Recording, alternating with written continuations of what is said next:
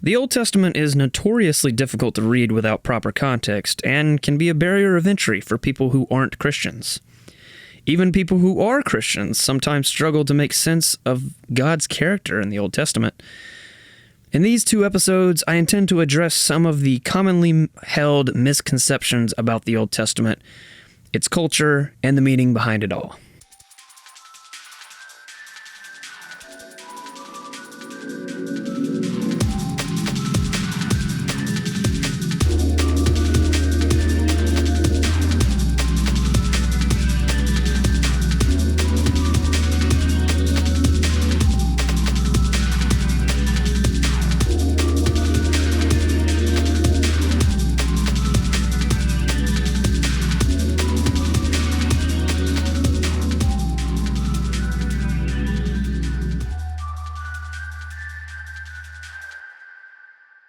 Hey, I'm Bailey. I'm Michael. And I'm David. And welcome back to the Face in the Gates podcast. As I mentioned in our lovely, beautiful intro, today we're talking about the Old Testament. Talking about the God of the Old Testament, which is, newsflash, the same God as the New Testament. Some people don't think that. There's only one God. Some people have kind of raised the issue that, God is kind of malevolent and very, I don't know, his character is portrayed a little bit differently in the Jewish Hebrew Bible as opposed to the New Testament. There are, some parallels, but, the focus is more, you get the idea of like the Old Testament God as being like this vengeful, angry, wrathful God, and the God of the New Testament is just all peace and love, which is not entirely true. Yeah. But, there's, as David puts it, a little bit of A, a little bit of B. Yeah, and then you add in the whole also, Jesus thing and that whole story arc to it. It's like, everyone can be saved now, so it's going to be a little more positive. And it also fits with the cultures because, it was very much go to Hammurabi, very vengeful. You do something to me, I do something back. Yeah. So as a preface, this is not a historic account / defense of the reliability of the Old Testament as I did with the New Testament. That is outside of the scope of this episode. Though, on this note, it is worth mentioning, that Jesus himself never sought to correct the Old Testament, only the understanding of the text. So that should be enough, at least to get us started in terms of believing the reliability of the Old Testament. The purpose of this episode will be more of a historical debriefing of ancient Near Eastern culture and practices. If we can see things the way the people at the time saw them, perhaps we can get a better understanding of the text. And this is also being based off of notes that I've taken from Paul Copan's book, Is God a Moral Monster? He has done his research, and so if any of what I mentioned in this episode appeals to you, go check out his work. And also on that note, there are different authors that take different approaches to handling the things that go on in the Old Testament. So there are going to be, if there's informed Christians out there, some of them may not like Paul Copan's approach. I think it's fine because it focuses heavily on the historical context and applying that and trying to not rewrite or reinterpret the Old Testament. But there are other approaches. I'm not aware of what exactly they are. But for the purposes of this episode, that's what we're going to go with. This is also an episode that I originally had in the Evaluating Christianity series, but I decided to push it out into the objections to Christianity because all of the things that I was talking about in the Evaluating Christianity series was more making a positive case for Christianity, whereas this is kind of like a defensive case, and I felt like it fit more in with this, and it's kind of an objection people have, so I felt like it fit in with this series. Anyway. Yeah, because especially like the Old Testament, I know a lot of atheists with some of the stuff we might go over. It's like some of their main objections. Right. A lot of objections, particularly from, really came from like the new atheist movement around the early 2000s. A lot of people will say, look at the God of the Old Testament. How could you worship a God that commanded these things or allowed these things to happen or whatever? It's like, if you have objections with this, you'll have objections with any religion. Yeah, well, that's why they're coming from atheists, is because they don't want to believe in religion. As kind of we've talked about with like Christianity, the main thing's the New Testament. Like Old Testament's there for context and the kind of history behind it, what leads up to it. But if you want to have rules to live by, the New Testament as a Christian would be what you want, because that's the turning point. Right. New Testament is like the main deal, but the Old Testament is also important in terms of building the base. That and the narrative of the overall arc of the Bible, which there's a channel on YouTube. We'll get to the episode actual content in a minute, because this is kind of a side thing, but there's a channel called Bible Project, and they kind of evaluate the overall story of the Bible and talk about how there's a narrative flow, even though there's 66 books written in different ways, or no, 66 authors. They're all written, different people, different time periods, and yet there's still a narrative flow. And a lot of the New Testament writers picked up on certain things about the Old Testament and kind of repeat those themes and quote that and stuff like that. So, and like as you were talking, like the parallels in Revelations and Genesis. Yeah, the first 3 chapters of Genesis parallel the last 3 chapters of Revelation, or vice versa, technically, because Revelation came after. But just little narrative things like that the New Testament authors were picking up on. Yeah, and also to touch back on the actual question part, I think these are some questions that, say, a questioning Christian may ask, or someone who's just kind of undecided may also look at and ask and look for some sort of answer, or try to find the deeper meaning throughout the whole plot, for lack of better words. Yeah, so I mean, it's not necessarily just questions that only atheists would have, because like I mentioned, there's some Christians that are like, this is tough to read and understand because this is not what I believe about God's character. This is kind of fucked up. Yeah, so some context is needed. Yeah. So let's go ahead and get to these questions. I'm gonna let Michael and David hammer me with the good old questions, and then I'll give you my notes that I've taken from Paul Copan's book. A good old ham and whammon. Yeah. But to get it started off, Bailey, God is an egomaniac who is obsessed with himself. He gets angry and jealous when people worship other gods. Isn't that petty?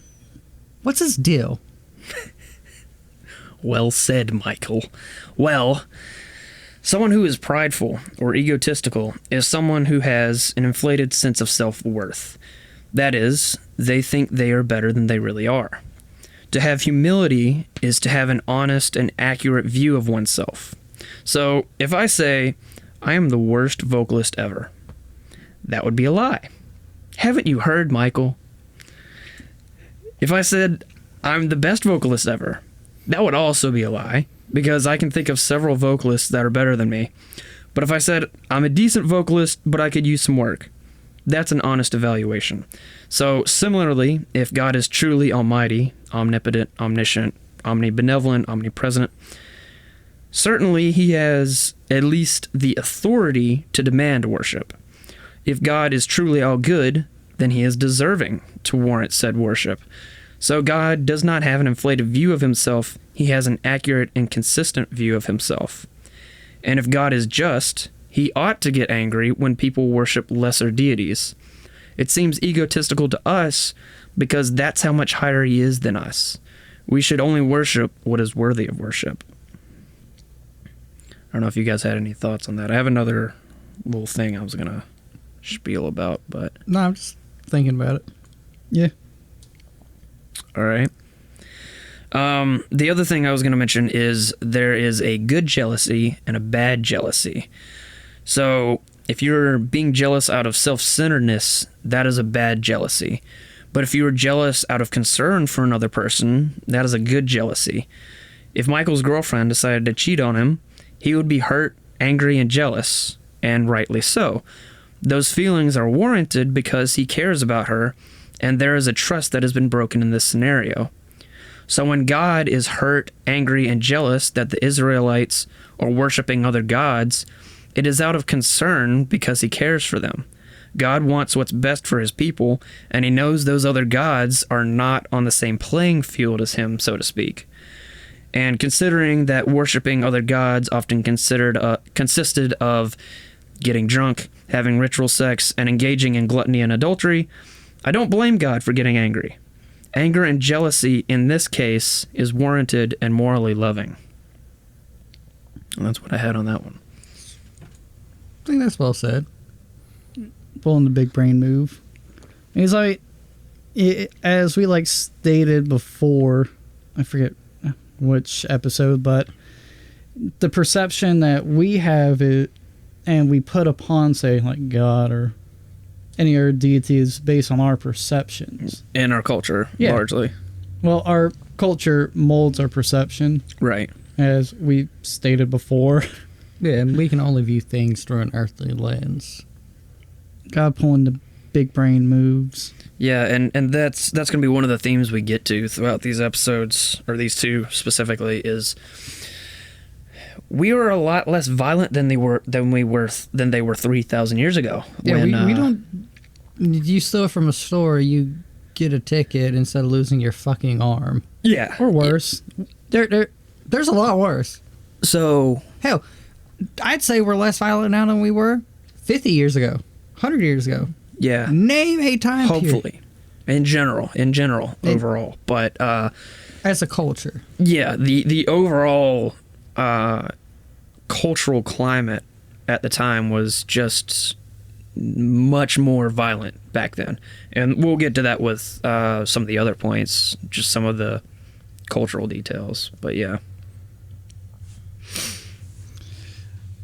So, well, one thing I know a lot of, like, especially atheists think about are kind of the heroes, quote unquote, that are put on, such as like David. Take a look at him. For example, he ended up committing adultery and killing her husband, at least by proxy. How are people supposed to see these people as role model for God's people? So, to begin, just because it's in the Bible doesn't mean that God likes it. There are all kinds of immoral acts done in the Bible. There's a difference between something that's a description and a prescription. So a description is something that happened. A prescription is something that ought to happen. And context is key here. These stories are in the Bible because it makes it more relatable, more honest, less fantasy, and less idealistic. Even the greatest characters of the Old Testament had their moral shortcomings. As I mentioned, it's important to read things in context. In the case of David, God punished David for his actions by killing his first son with Bathsheba.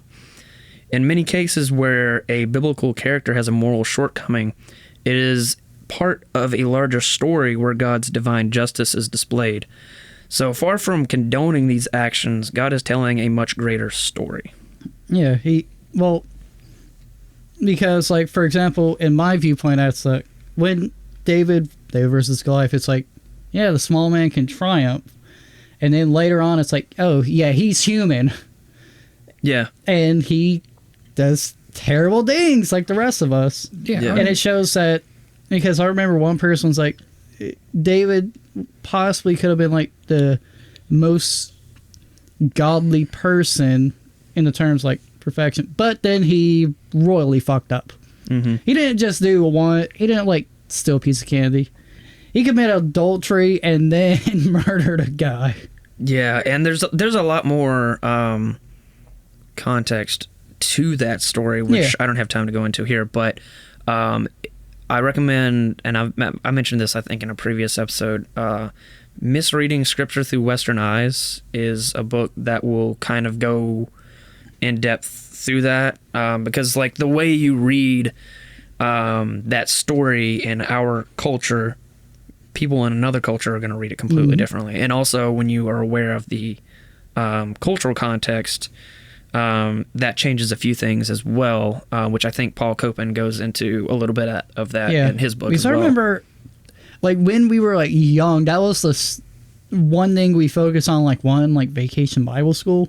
And it's like, damn, he really messed up. Yeah. So, well, just like one of the things that I remember in terms of the context of that is like, so there's like the king's balcony, and Bathsheba, it wasn't, the way we kind of read it is like David was lurking and being a creep and found this beautiful naked woman showering on her ceiling, or on her being a voyeur. What's the top of a building, whatever. Roof, that's what it's called. I'm dumb. Anyway, well, first of all, people back then didn't shower on the roof of their building. They didn't do that. So really what is happening is Bathsheba, knowing where she was near the king's palace, decided to do that, being a naughty Nelly, to kind of, seduce, tempt, right, in a way, and that there's also apparently some contextual clues that lead people to believe that she didn't want to be with her husband. She would rather be with the king. And it was also very customary for kings to take wives and not even if they're, married already, like, this new bitch. It's technically an honor for the wife to be. You're now the side hoe of the king. Yeah, the king can pick up as many hoes as he likes and have no social repercussions. That was just the norm back then. Yeah, and to step away from the actual story, the biggest thing about the Bible is we live in an imperfect world. We as men are flawed. And this is no matter what religious outlook you have. Yeah. If all of your heroes, all your idols, you listener are thinking of right now, they're cornballs. They have skeletons in their closet. Yep. I know all mine do. Except for the J-Man. He's all good. I'm talking earthly. Yeah, I got you. And so look at for everyone's them, favorite comedian, Bill Cosby, terrible person. I mean, and to think, and then you add some sort of, say for David, power or any earthly temptation, or what you feel as something has made you right, that leads you to accentuate your imperfections. And then when you're a focal point of, say, a story, you can also have those imperfections be pushed forward even more through the telling of the story and the context. Yeah. And we're all imperfect people, so if I was reading a book about a bunch of perfect people, it'd be what's boring. The point? It's not relatable. Right. They got plot armor for days. And that goes to show a little bit of the honesty and reliability of it, is because they don't sugarcoat what happened. Yeah, because I remember, like, when, as I said during vacation, I was like, yeah, make sure not to do that. The key thing that it was written in the book for, A, show people are vulnerable, and B, don't do that. Yeah. Yeah. And I think that's the biggest thing a lot of people forget when they're looking at any religion and questioning it, trying to learn about it. This is a holy book. There's a whole book about having sex. Yeah. And yeah, it's written by who penned it? The big, I mean, Solomon. In theory, I think that's who it's credited to. Songs of Solomon. It's a man. He's imperfect. We all are. Well, it's not. I mean, it's the spicy part of the book to make sure you keep on reading after to see if stuff like that comes up again. Yeah. Well, and it's technically, I think that's in like the wisdom literature section of the Bible. That's like taking what, I know which parts I'm gonna look up to. That's like walking into a church and taking what the preacher says word for word, salt for salt, verbatim. Not necessarily right, because he himself is a flawed person because he is an earthly man. Right. And that's something a lot of people will forget about and take out of context. It's a bunch of different books wrote by a bunch of different people put together. And people. They're all imperfect. Yeah. All right, so let's go to the next question. But yeah, all your heroes are cornballs, as quoted by JPEG Mafia. Yeah. But start next question. Why are there such strange laws in the Old Testament, and why don't Christians follow them? What's that about? What's all that about? Because I think we've all heard the argument before. Oh yeah, like the multiple fabric. Well, you wear two fabrics, so you're not a real, you know. Listen, Seventh-day Adventists do that. They do it for different reasons. They're also like a cult group. They must have like real hard time finding clothes, and because like these are polyester and denim. You can't even walk in like Walmart and buy a pair of pants anymore. So these laws, which are called ritual purity laws, were given specifically to Israel by God. Many of these laws that seem strange to us today would make more sense in context. For example, when men are told not to shave their beards, it is because something that the Canaanites did as a sacrifice to lost spirits. Tattoos were forbidden because in many ancient Near Eastern religions, they required tattoos to be given as a part of their rituals. These ritual purity laws were put in place to separate Israel from the surrounding pagan nations. When you see a true Christian today, you should notice something about the way they act and live their life. They should be different somehow. The same concept applies to the people of Israel. When Jesus established the new covenant and the early church disputed these issues, like circumcision addressed by Paul in the New Testament, they determined that the newly converted Gentile Christians did not have to uphold the purity laws because they were not ethnically Jewish. That's why it's not forbidden for Christians to shave their beards and eat meat. Though the moral law, such as the Ten Commandments, is still applied to Christians. So when we come upon a strange-seeming law in the Old Testament, there's likely some cultural or historical context that you're missing. Additionally, we have to determine if it is a purity law or a moral law in order to see if it applies to Christians today. Yeah, and like as you're saying with the laws, with the cultural significance, like for example, in Islam, not eating pork. Mm-hmm. That was the key reason was because pork would make you deathly ill sometimes.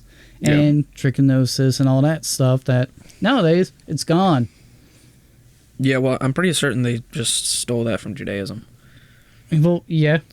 I mean, they're all in that kind of center. It's a dirty animal. So that's one reason, for example, during like the plagues and like Middle Ages, like Jews tended to survive better because of those those laws built upon cultural and their sanitation, basically. Yeah. Right. There was the purity laws are to kind of keep the Jewish people morally clean, I guess, in a way. Not to conflate that with the moral law, but to keep them clean in a sense, so that when they go to the temple and to make their sacrifices, they are clean and prepared for God.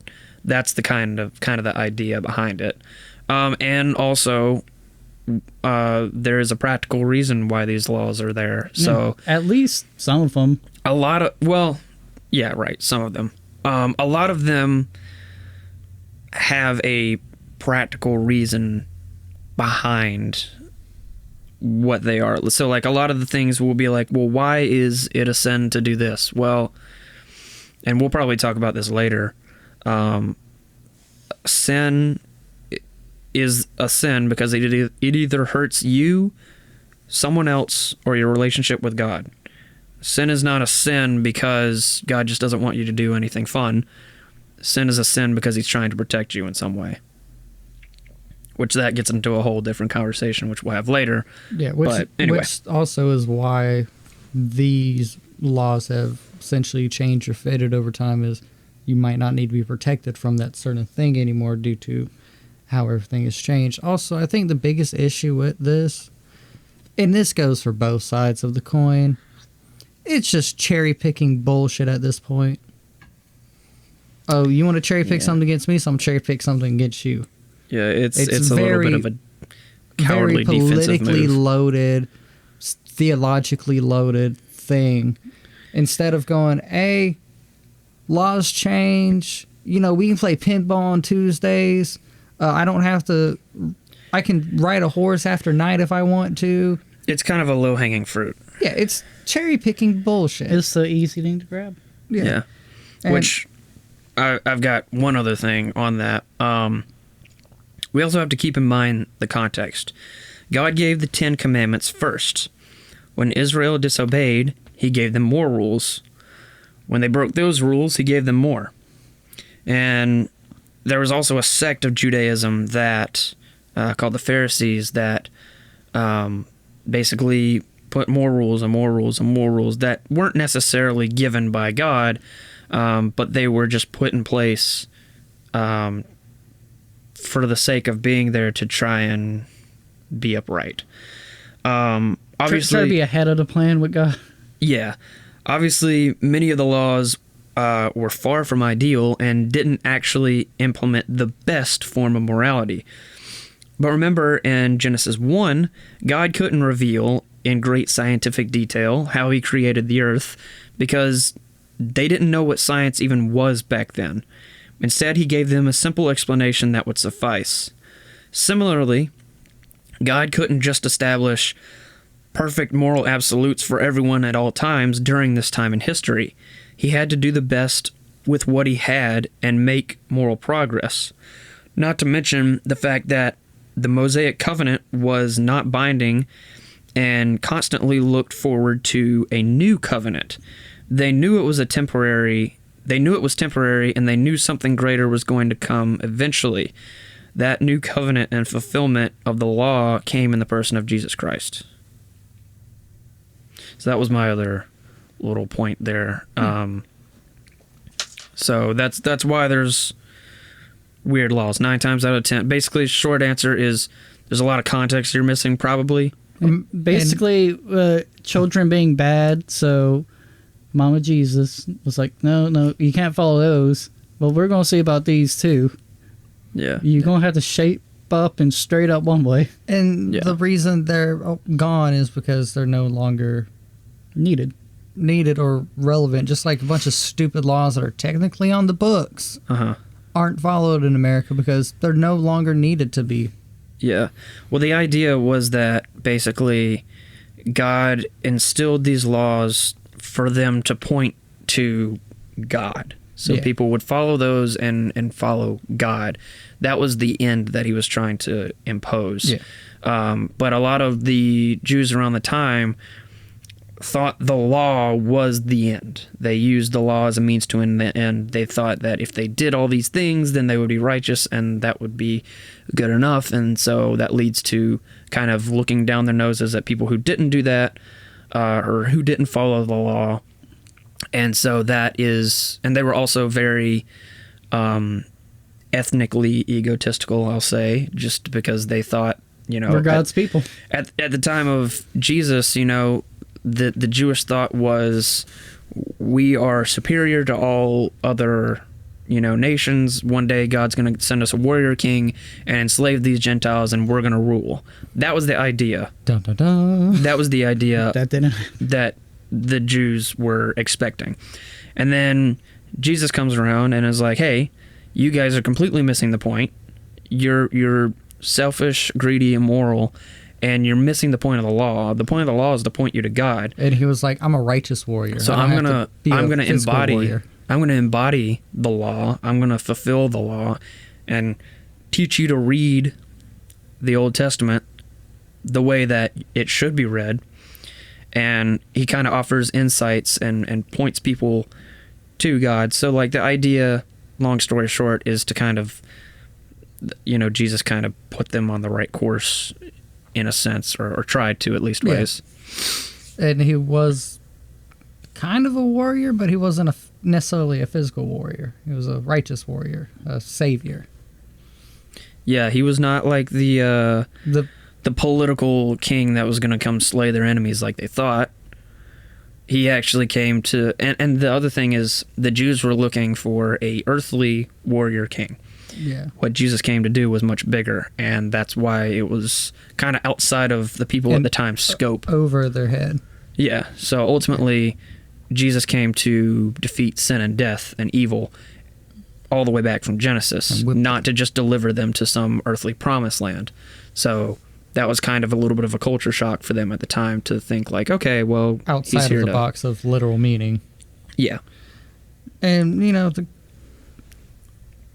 kind of tie into laws, why were the punishments so severe in the Old Testament? Back then, it was coming from God to strike people down for sinning, while stoning people to death and beating them with rods were more common ways of enacting justice.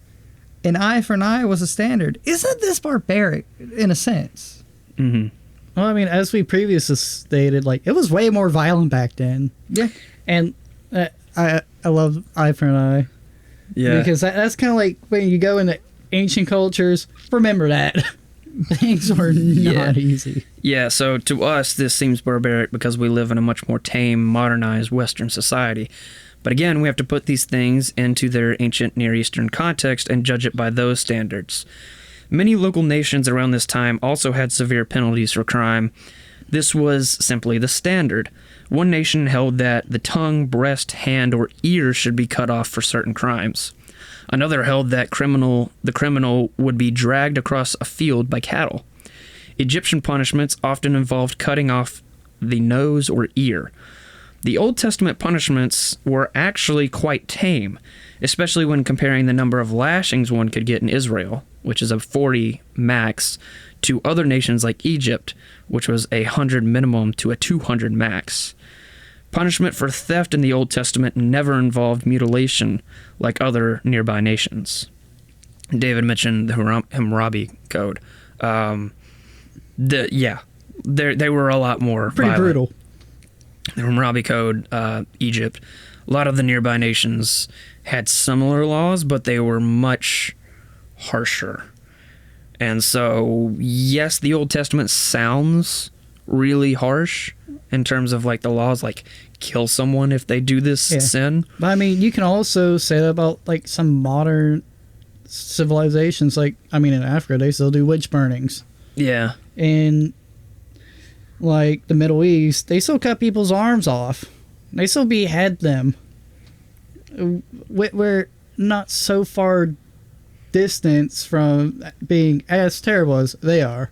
We have army. We just have armies to bomb little kids this time instead of just killing them. Yeah, and I mean, or whipping them. To think about it, we were hanging people, electrocuting them to death. We got kids shooting them in the chest. We got kids in cages, cutting off their fucking heads. Not that long ago, 1,000 years from now, we will be seen as the barbarians. Oh yeah, and that's progress. If we aren't able to look back and see the differences in the strides we've made as humankind, then there is no progress and it's a moot point. Yeah, and the big thing is a lot of people will get caught up on the difference between description and prescription.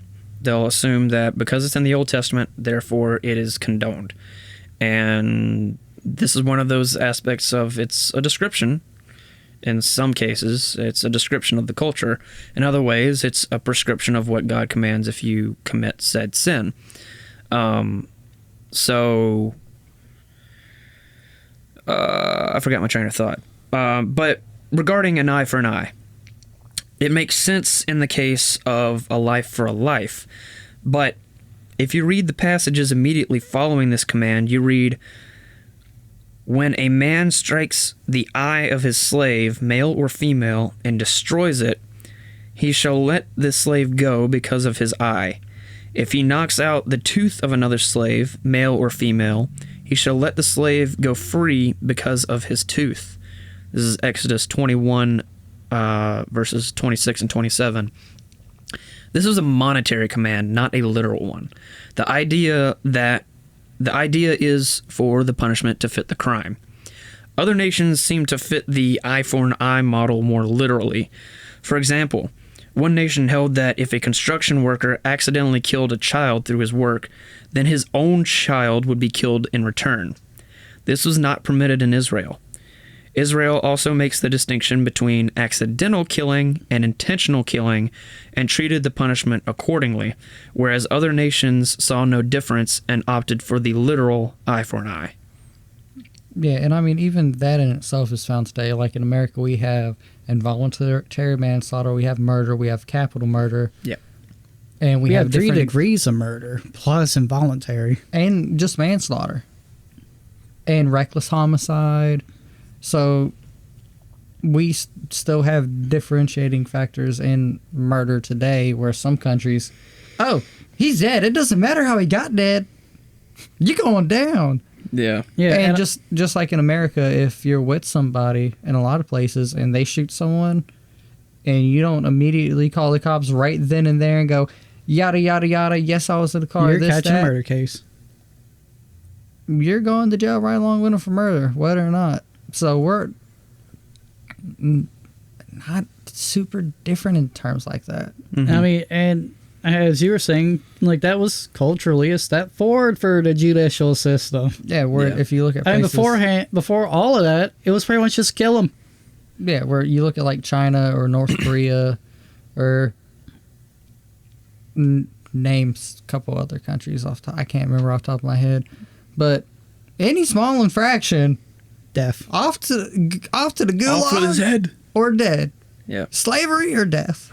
Yeah. And granted, sometimes in America it's not too different, but it's a little bit better. Yeah, it's still fucked up though. Yeah, you can tell people that ask these questions are not super well informed on some of the places that are still like this on this earth today. Yeah, or they're looking through a modern lens instead of getting the context and all that, which we've said earlier. Yeah. Now, the last thing I wanted to mention about this is God essentially choosing to smite people sets a precedent for the severity of sin. It shows that God is not joking around and that he takes sin very seriously. This also helps modern Christians, Christians and modern people, have a greater appreciation for how far we've come. Gone are the days where we have to stone people for their crimes because that price was paid on the cross. Many modern secular people take it for granted that it is precisely because of the cultural moral improvements made by ancient Israel and Christians that we can even enjoy our peaceful way of life today. So the Old Testament laid the grounds for the work to be done, and we can be thankful that we are not in that time period anymore. Yeah, and also to state something you said earlier, just because it was said in the Bible does not mean it's condoned. Exactly. So a lot of people will be like, oh, the Old Testament, there's polygamy, so therefore polygamy is okay. No, if you actually read more, you'll see that everyone who was in a polygamous marriage ended up in a terrible situation. Yeah, I mean, that's like... Or even a side hoe. Look at David. He got a side hoe. That's like going, hey... Shit went bad. Person in power molested somebody, and so that's okay. No, it's still not okay. Doesn't change the facts. Right. Yep. Well, for the last one, good old classic story, Abraham. Oh, yes. Absolute banger. Why would God command Abraham to kill his son? Is it murder wrong? And it's in the 10 Commandments. So how is that not a contradiction to the moral teachings God has provided? All right, so there's multiple directions to go with this. First of all, the binding of Isaac occurs in Genesis 22, while the 10 Commandments were given to Moses in Exodus 20. But that's neither here nor there. Why is God asking Abraham to sacrifice his son? It's important to see the bigger picture here and get a better understanding of what exactly is going on. Throughout the Pentateuch, or Torah, the first 5 books of the Old Testament, for those who didn't know that, Moses' weak faith is contrasted with Abraham's strong faith, even though Moses was the one who was given the law. For example, in Genesis 12, God calls Abraham to travel to the land which I will show you, where he will make his descendants make a name for his descendants. Could you imagine abandoning your home and just going to some unknown place because God told you so? It seems kind of absurd. But Abraham did it because he had faith in God. prior to God's command in Genesis 22, we are told that this is a test. Now notice the way that God speaks to Abraham. He says, "Take your son, your only son, whom you love, Isaac, and go to the region of Moriah." He is gentle and asks nicely. This should be a second clue on top of the fact that the story actually tells us that this is a test. This should be a second clue to the reader that something is up. Scholars have also noted how the account uses some very similar linguistics to how God commanded Abraham to go to the land which I will show you. So God is using similar language to remind Abraham of his promise of prosperity to him when he says this, even though the action seems counterintuitive and not prosperous at all. It is a test of faith after all. So speaking of acts of faith, Abraham had actually already sent out his other son off into the wilderness just before the events in chapter 22. He didn't know if he was going to see his other son ever again, and now God wants him to kill this one. This must have made no sense to Abraham, but he was faithful anyway. After Abraham passes the test, God tells Abraham that he will make his sons as many as the stars in the sky. Any Israelites hearing this story would have realized, quote, that his own race owed its existence to the mercy of God and its prosperity to the obedience of their ancestor, end quote. That's a quote from a scholar in that book. So, it's a test. He didn't actually want him to kill his son. He wanted to see if he was going to be faithful. If he was going to listen. Yeah. All right, Abraham knew that because God had already promised him prosperity and through his bloodline. So if he just goes and kills his son, that's not gonna, you can't have prosperity. So he knew something was up. Also, something else that we don't think about when it comes to the context of this is, I forget the exact details of this, but I did hear basically that Moses was he was like in old age at this point. So his son, we had this image of like, Moses is like 30 and his son is like 10 or whatever. No, Moses is like in old age and his son is a grown-ass man. He could probably take Moses. Like, let's be real. So that kind of changes the way we view the image. Yeah, Moses would have to sneak up on him. It's not like Moses is, young and spry. Redwood cum gutters. Sure. Yeah. Gotta put that one in. Yeah. So I mean that is one of the more difficult texts of the Old Testament, definitely. But it's not condoning it, and it's also another thing is God is saying, hey, look, I'm not like those other pagan nations that will have you sacrifice your children. I'll actually do something. Yeah, this was... And it kind of feels this was like... to bring to the attention that God, the God of Israel, is different. And plus, you've shown unadulterated loyalty. Right. And reverence. And also, it kind of makes sense if God really wanted him to sacrifice us, so he could at least give him a good reason instead of like, yeah, just go sacrifice him. Yeah. Just plus, do it. The Bible in and of itself is full of trials and tribulations. The lead protagonist, the devil, is the antagonist, you mean? Antagonist. The fallen angel of sorts of temptation. Mm-hmm. His whole stick is to tempt you and fuck you up.